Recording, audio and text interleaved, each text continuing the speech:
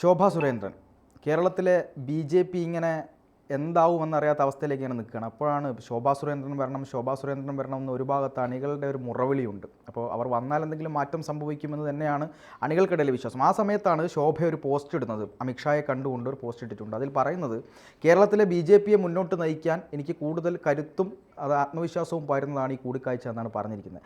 അതിൻ്റെ ഒരു ഇൻഡയറക്റ്റായ അർത്ഥം BJPയുടെ സംസ്ഥാന അധ്യക്ഷയായി ശോഭ വരുന്നു എന്ന് തന്നെയല്ലേ? അങ്ങനെ വേണമെങ്കിൽ പറയാം. അപ്പം BJPയുടെ സംസ്ഥാന അധ്യക്ഷൻ എന്തായാലും മാറുമെന്നുള്ള ചില സൂചനകളൊക്കെ നേരത്തെ വന്നിരുന്നു.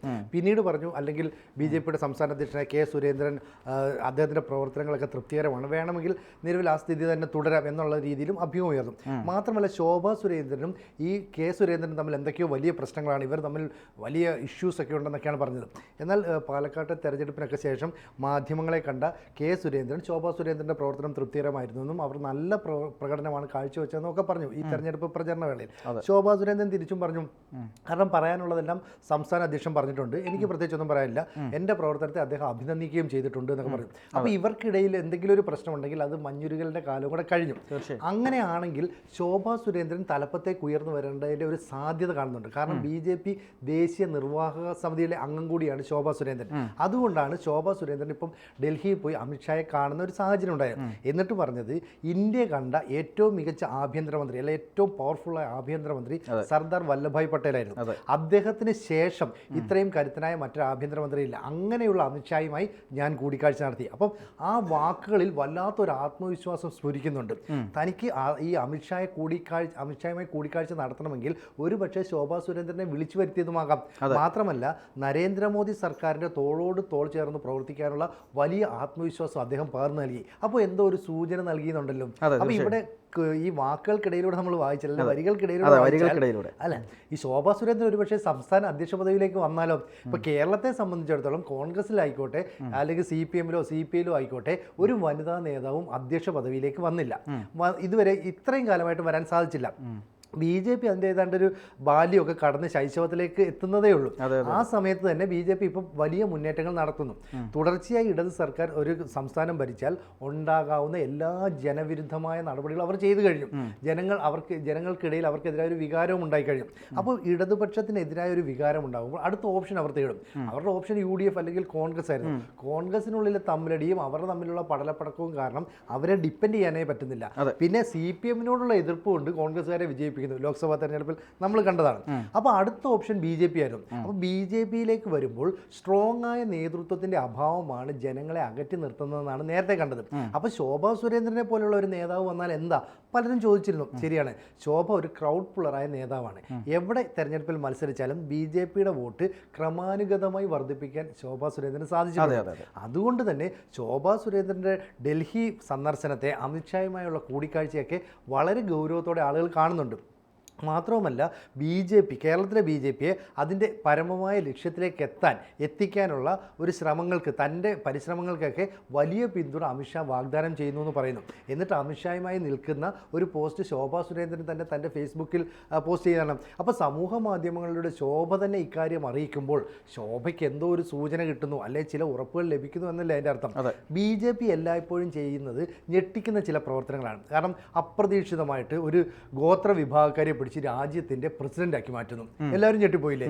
വളരെ അപ്രതീക്ഷിതമായിട്ട് നരേന്ദ്രമോദി എന്ന് പറയുന്ന ഗുജറാത്ത് മുഖ്യമന്ത്രിയെ ഒരു സുപ്രഭാതത്തിൽ ഇവിടെ പ്രധാനമന്ത്രി സ്ഥാനാർത്ഥിയായിട്ട് അവരോധിക്കുന്നു, അല്ലെങ്കിൽ രംഗത്തിറക്കുന്നു. അദ്ദേഹം പ്രധാനമന്ത്രിയാകുന്നു.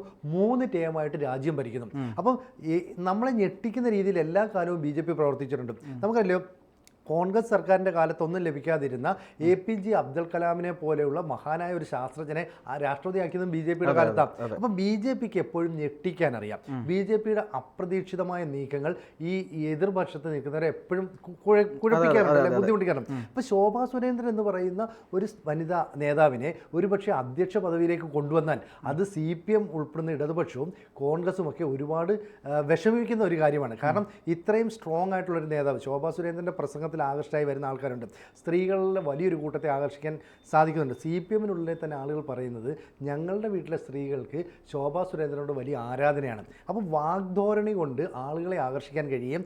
പ്രവർത്തന മികവുകൊണ്ട് BJP എന്ന പ്രസ്ഥാനത്തെ നയിക്കാനുള്ള ശക്തിയുമുള്ള ആളാണ് ശോഭാ സുരേന്ദ്രൻ എന്ന് തന്നെ നമുക്ക് മനസ്സിലാക്കിക്കൂടെ? തീർച്ചയായും. അതായത് ഇപ്പോൾ അങ്ങ് പറഞ്ഞ് നിർത്തിയെടുത്തത് നിന്ന്, അതായത് മറ്റ് സംസ്ഥാനങ്ങളിലെ മുഖ്യമന്ത്രിമാരെടുത്ത് പരിശോധിച്ചാൽ BJP മുമ്പേ തന്നെ ഇപ്പോൾ ഈ പുരോഗമനം പറയുന്ന CPM ഒന്നും ബംഗാളിലും ത്രിപുരയിലും കേരളത്തിലും ഭരിക്കുമ്പോൾ പോലും ഒരു വനിതാ മുഖ്യമന്ത്രി ഉണ്ടായിട്ടില്ല എന്നുള്ളതാണ്. അപ്പോൾ BJP മുമ്പേ തന്നെ ഒരുപാട് വനിതാ മുഖ്യമന്ത്രിമാരെ ചരിത്രം സൃഷ്ടിച്ച ആളുകളാണ്. അപ്പോൾ ആ തരത്തിൽ നോക്കുമ്പോൾ ഒരു ശോഭാ സുരേന്ദ്രൻ ഇവിടെ BJPയുടെ സംസ്ഥാന അധ്യക്ഷയായി കടന്നു വരികയാണെങ്കിൽ വലിയ മാറ്റം BJPക്ക് ഉണ്ടാവുമെന്ന് തന്നെ പറയേണ്ടി വരും. കാരണം മുഖം നോക്കാതെ സംസാരിക്കുന്ന ഒരു വ്യക്തിയാണ് ശോഭാ സുരേന്ദ്രൻ. കൃത്യമായി കാര്യങ്ങളെല്ലാം പറയുകയും ഏത് നേതാവിനെതിരെയാണോ തനിക്ക് പറയാനുള്ളത് അങ്ങനെ ഭയമൊന്നുമില്ല. അപ്പോൾ കേരളത്തിലെ മുഖ്യമന്ത്രിക്കെതിരെ വളരെ കൃത്യമായ അഴിമതി ആരോപണങ്ങൾ ഉന്നയിക്കുകയും മുഖ്യമന്ത്രിയുടെ ബന്ധുക്കൾക്കെതിരെ അഴിമതി ആരോപണം ഉന്നയിക്കുകയും അങ്ങനെ എന്തെങ്കിലും ഒരു അഡ്ജസ്റ്റ്മെൻറ്റ് പൊളിറ്റിക്സ് ഒന്നും നിൽക്കുന്ന ആളായിട്ട് നമുക്ക് തോന്നുന്നില്ല. എവിടെയെങ്കിലും ഒരു ശോഭാ സുരേന്ദ്രൻ്റെ ഒരു പ്രസംഗം ഉണ്ടെങ്കിൽ അത് കേട്ടിട്ട് പോകാം എന്ന് മറ്റുള്ള രാഷ്ട്രീയ പാർട്ടികളിലെ ആളുകളെ പോലും ചിന്തിപ്പിക്കുന്ന തരത്തിലേക്ക് മുന്നോട്ട് പോകുന്ന ഒരു വ്യക്തിയാണ് ശോഭാ സുരേന്ദ്രൻ എന്ന് പറയുന്നത്. അപ്പോൾ അതുകൊണ്ട് തന്നെ ഒരു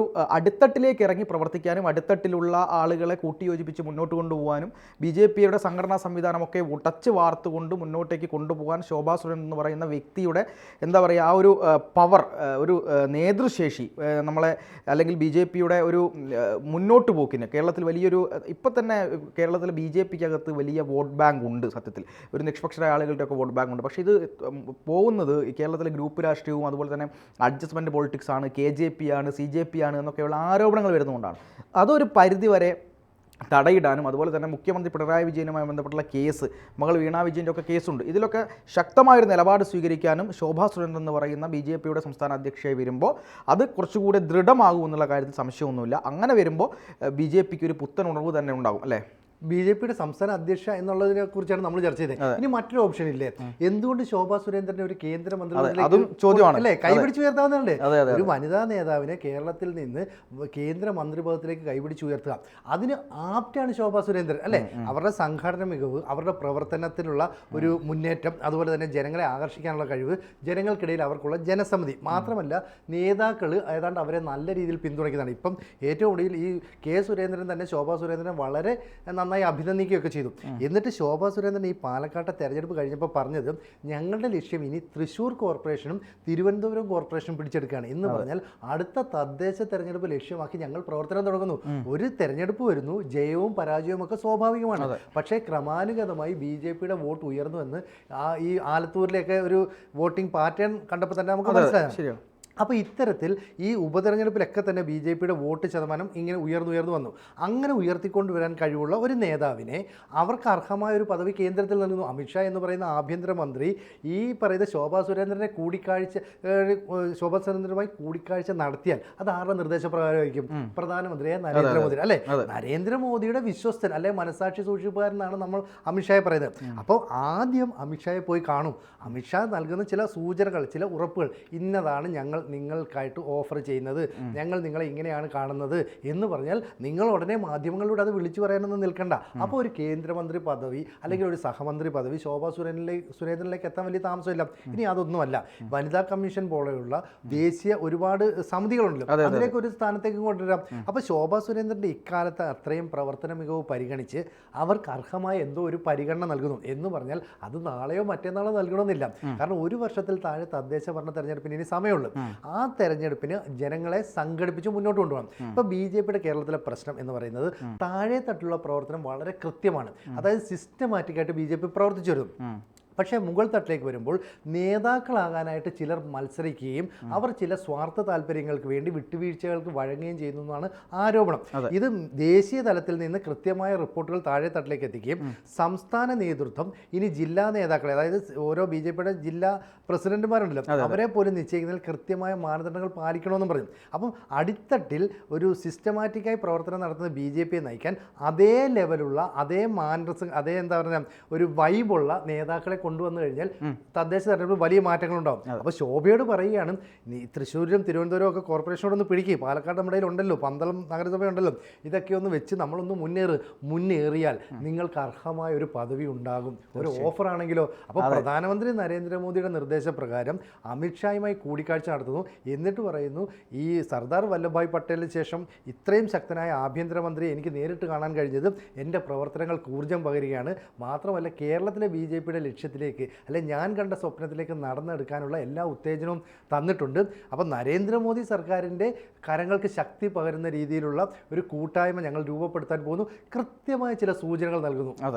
അങ്കലാപ്പിലാകുന്നത് ഇടത് വലതുപക്ഷങ്ങളാണ്. എന്തായാലും ശോഭാ സുരേന്ദ്രൻ BJPയുടെ അധ്യക്ഷ പദവിയിലേക്ക് വന്നാലും, അതല്ല കേന്ദ്ര സഹമന്ത്രിയായിട്ട് വന്നാലും ഒക്കെ തന്നെ BJPയിലെ പ്രവർത്തകർക്ക് അഭിമാനിക്കാം. ഒപ്പം കേരളത്തിലെ ജനങ്ങൾക്ക് അഭിമാനിക്കാം.